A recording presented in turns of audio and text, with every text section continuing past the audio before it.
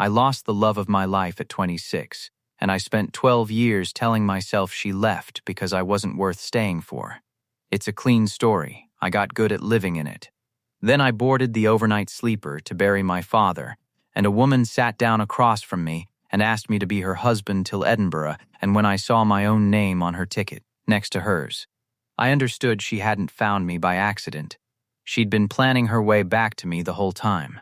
Let me go back to the start of that night, because a moment like that doesn't mean anything until you know what the 12 years before it did to me. I'm Tom Fraser. I'm 38, and I'm a joiner. I make furniture and fit out rooms, work with my hands, work with wood, the way my father did before his hands gave out.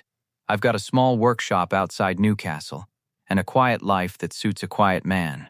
I've always been better with timber than with people. Wood tells you the truth. You cut it wrong and it splits. You rush it and it warps. But if you're patient, if you read the grain and take your time, it'll do exactly what it should and last 100 years. People I never got the hang of the same way. People smile and tell you they're fine, while the whole thing quietly comes apart underneath, and by the time you notice, it's already done. That's the short version of my whole life, really, and it's the short version of why I was on that train. My father died on a Tuesday. Heart, quick. No warning, which was a mercy for him and a cruelty for me. Because there were things I'd always assumed we'd have time to say, and then there wasn't any time at all. He lived in Edinburgh, had done for 15 years since my mother passed, in a little flat up a stone stair in Marchmont, and somebody had to go and clear it, and that somebody was me, because I'm the only one left. So I booked the overnight sleeper north the Caledonian, the one that leaves Newcastle late and rolls into Edinburgh at dawn, and I packed a bag. And I got on it a numb man on a numb errand, expecting to spend the whole dark ride staring at my own reflection in the black window and thinking about a father I'd loved and never quite known how to talk to.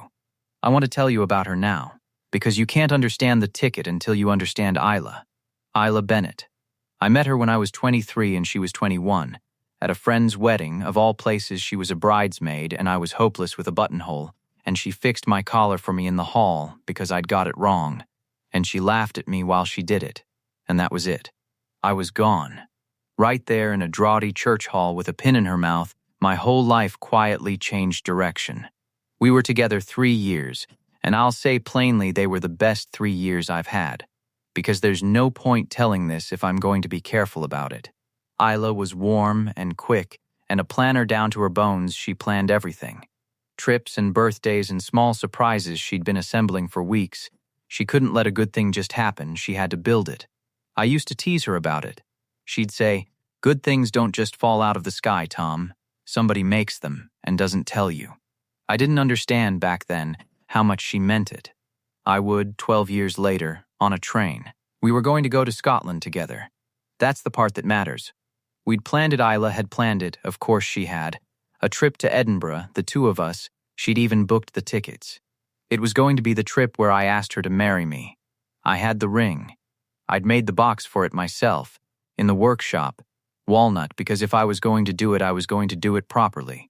And then, 2 weeks before we were meant to go, it fell apart. Not in a fight. That's the thing that took me 12 years to understand.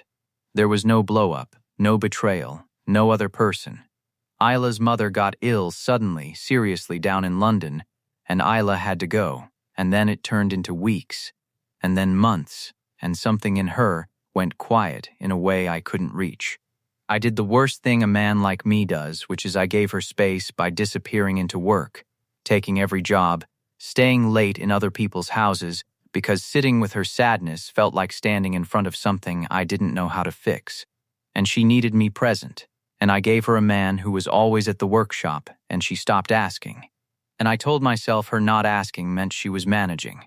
And then one evening she sat me down and said, gently, that she thought she had to go back to London for good, that her mother needed her and she couldn't ask me to follow, that she cared about me but she couldn't do this the long distance, the waiting, the slow drift, and that the kindest thing would be to let her go without making it harder. And I let her go, because she asked me to, and that turned out to be the great mistake of my life, that I loved her enough to obey the one request I should have refused. She left. We never took the trip. I never asked the question. The walnut ring box sat in a drawer in my workshop for 12 years, and I could not throw it out and I could not open it, and that just about sums me up. And I told myself a story to survive it. The story was that she'd looked at me at the quiet man, the small workshop, the life I was offering and found it wanting, and been too kind to say so, and dressed it up as her mother, and gone. That when it came right down to it, I was a man who was easy to leave. I built 12 years on that story. I worked. I got good, then better, at my trade. I saw a few people, nothing that stuck, because I was measuring every woman against a ghost I refused to admit I was still in love with. My mate Danny told me once, "Years in, Tom, you talk about that girl like she died." She didn't die. She's in London. That's worse, mate, because London you can get a train to. I told him to mind his own business. He wasn't wrong. He was never wrong. So, the night train. I found my seat. I hadn't booked a berth, just a seat. A numb man economizing on a sad errand, and I settled in by the window with my bag at my feet and my father's death sitting on my chest. And I watched Newcastle slide away into the dark. The carriage was quiet, half empty. The particular hush of a night train where everyone's already half somewhere else. I'd just about resigned myself to 8 hours alone with my own reflection when a woman came down the aisle and stopped at the empty seat across from mine, the one facing me over the little table, and sat down. I didn't look at her properly at first. You don't. On a train, you keep your eyes on the window and give a stranger their privacy. I clocked a gray coat, dark hair, the shape of someone settling in. And then she leaned forward, across the little table and said, low, quick, "I'm sorry, I know how this is going to sound. Just till Edinburgh, would you be my husband? Just play along, don't ask questions. Please." And I looked at her. Properly, and the bottom fell out of the train. Because it was Isla. 12 years older, some silver in the dark hair now. A few lines that hadn't been there, but Isla the same eyes. The same way of holding herself like she was already halfway into a plan. Isla Bennett, sitting across from me on a night train to Edinburgh, asking me to be her husband. I couldn't speak. 12 years of things I'd wanted to say, and not one of them would come. She was watching my face, and I watched something move across hers nerves. Hope, fear, all of it, and she said, "Quieter, Tom, say something. Or don't. But please don't get up and move carriages. I'll explain. Just stay." "Isla," I managed. It came out cracked. How are you?" And then the conductor came through. "Tickets, please." And Isla turned to her bag and got out her ticket and handed it over. And in the moment before the conductor took it, I saw it, printed clear on the little card, 2 names, paired together on one booking. Bennett, and beside it, on the second line, mine, Fraser, T, my name. On her ticket. On a train I had only decided to catch that morning, when I'd got the call about my father and booked the first sleeper north I could find. The conductor clipped the tickets and moved on, and I sat there staring at Isla with the whole impossible arithmetic of it going through me. "That's my name," I said. "On your ticket." "Isla, that's my name." "How is my name on your ticket?" "I only booked this train this morning. I didn't tell anyone." "How could you possibly?" She let out a long breath, and the performance, the pretend to be my husband performance, fell away from her completely, and underneath it was just Isla, undefended, scared, the way I hadn't seen her since the night she left. "There's no X on this train," she said quietly. "There's nobody I'm hiding from. I made that up, the be my husband thing. I made it up because I've been sitting 3 carriages back for the last hour trying to work up the nerve to come and talk to you, and I couldn't just walk up and say, 'Hello, Tom, it's been 12 years. I've tried to imagine that 1,000 times, and I always froze. So I gave myself a reason, a part to play. It was the only way I could make myself sit down." She swallowed. "I'm so sorry. I know it's mad. But please, Tom, now that I'm sitting here, please just let me talk. We've got till Edinburgh. That's all I'm asking. Just till Edinburgh." And that's when I understood the shape of what she'd done, and it took the breath out of me. "You didn't happen to be on this train," I said slowly. "You booked the seat across from me. My name's on your ticket because you booked us together." "Isla, how did you even know I'd be on it?" She looked down at her hands. Your father, she said gently. I'm so sorry, Tom. I saw the notice. I never stopped keeping half an eye out, over the years, for anything to do with you. Which is a pathetic thing to admit, but it's true. And when I saw he'd passed, I knew you'd be the one to go and see to his flat. Because you're the only one left, and I knew you'd take the sleeper because you always hated to fly. And I rang the booking line and I found the service you were on. And her voice caught. I booked the berth opposite yours, under a paired booking, so it would go through as a couple, because I needed to be certain I'd be put right across from you and not 3 carriages away. That's why our names are together. I did it on purpose. All of it.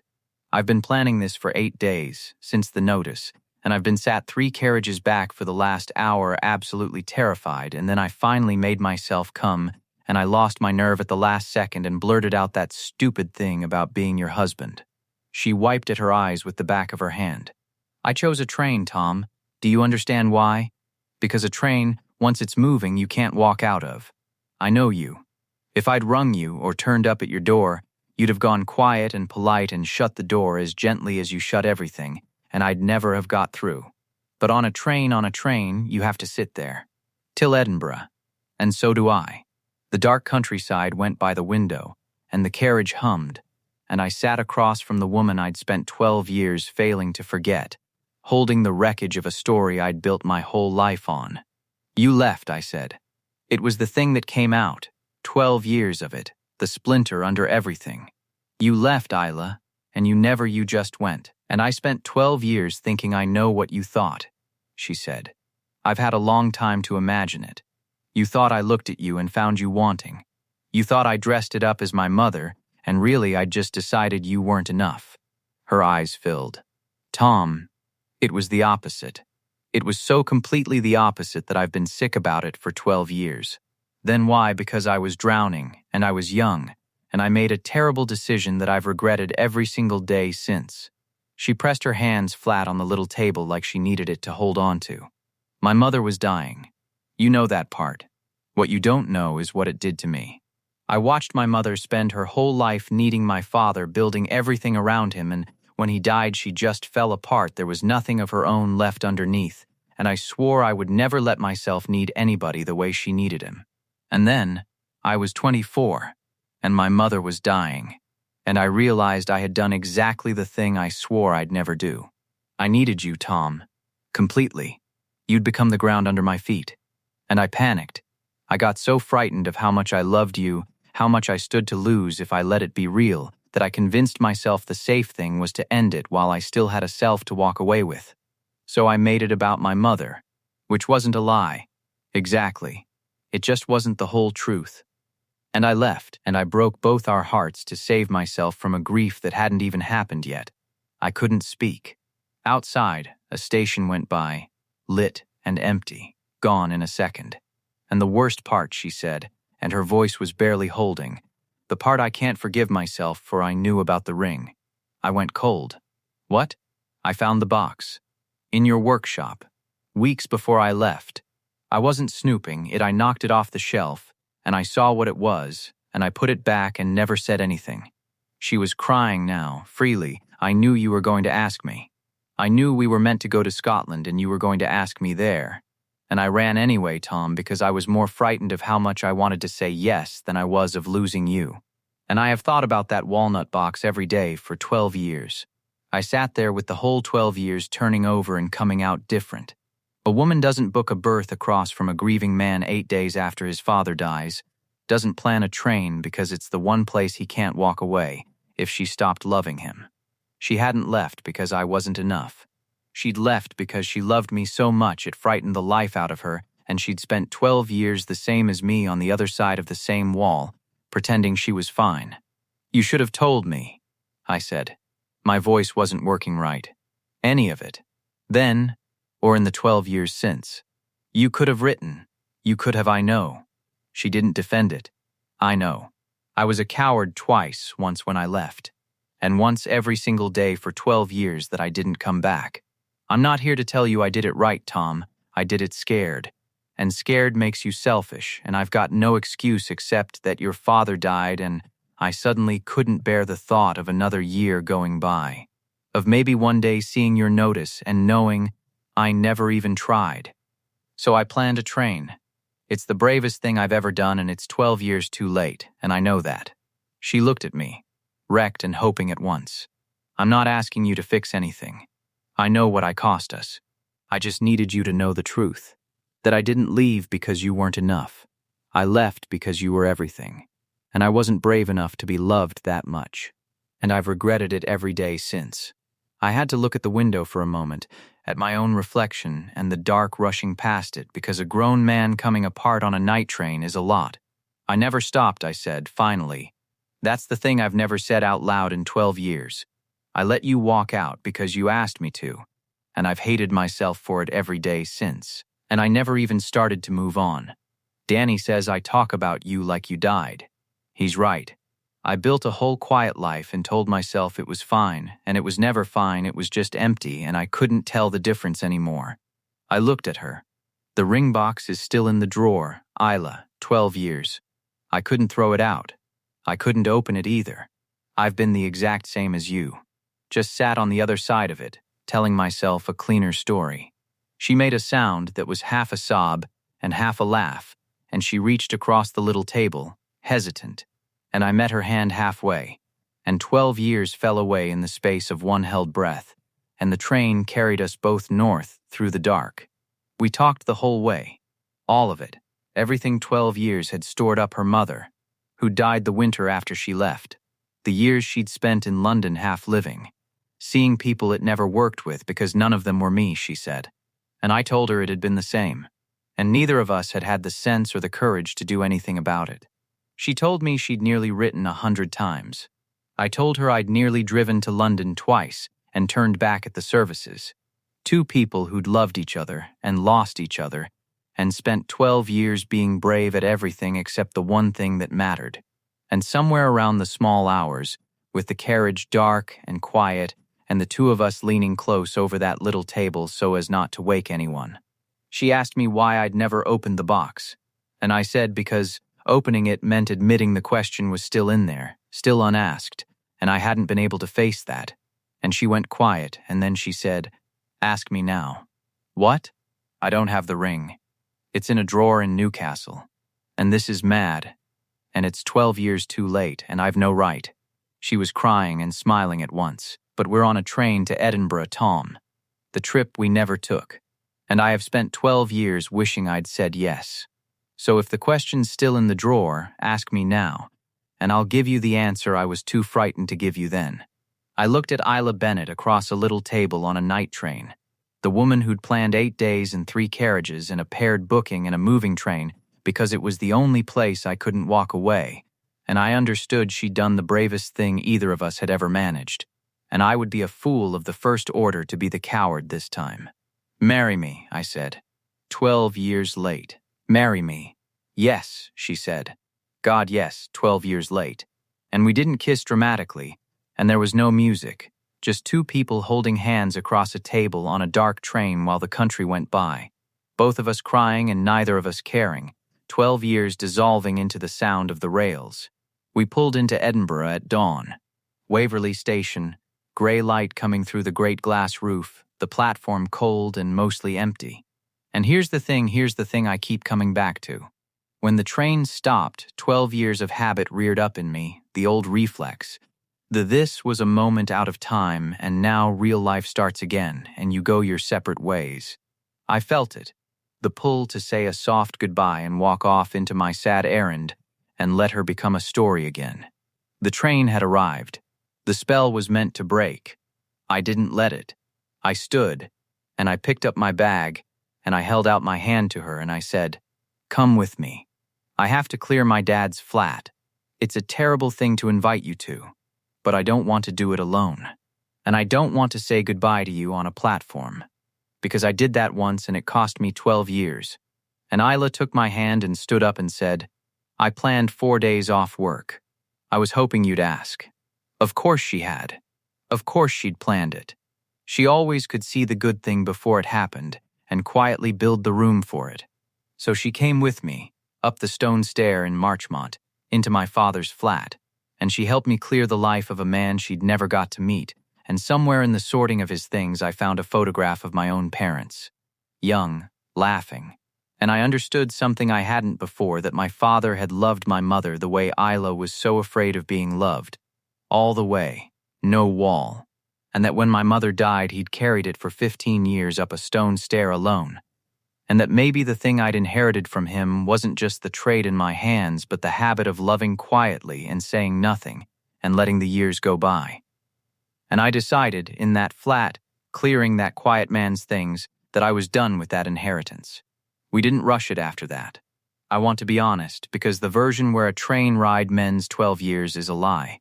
And there's too much real in this to cheapen it. 12 years is 12 years. There was hurt to work through. I was angry, some days, under the joy. Angry at the time we'd lost that we'd never get back. And she had her own reckoning, the fear that had run her whole life. The belief that being loved that much was a danger to survive rather than a gift to accept. That didn't dissolve on a train. It took time. It's still, some days, taking time. But we did the work, because we'd both finally learned exactly what not doing it costs. She moved back north within the year. I opened the drawer in the workshop and took out the walnut box I'd made 12 years before and never opened, and the ring was still inside it, waiting. The way she'd been waiting, the way I'd been waiting, all of us just waiting on someone to be brave enough. And I gave it to her properly, on one knee, in the workshop where I'd made the box. And she said yes again. And this time there was no train to get off, no platform to walk away on, nothing to break. We married in Edinburgh. We took the sleeper up for it, the same service, and we booked a berth together on purpose, our two names paired on one ticket. And this time neither of us was pretending.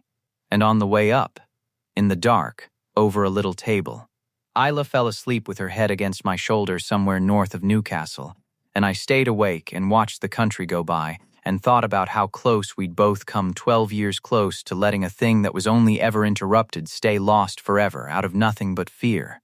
She sat across from me on a night train and asked me to be her husband till Edinburgh, and I nearly said no.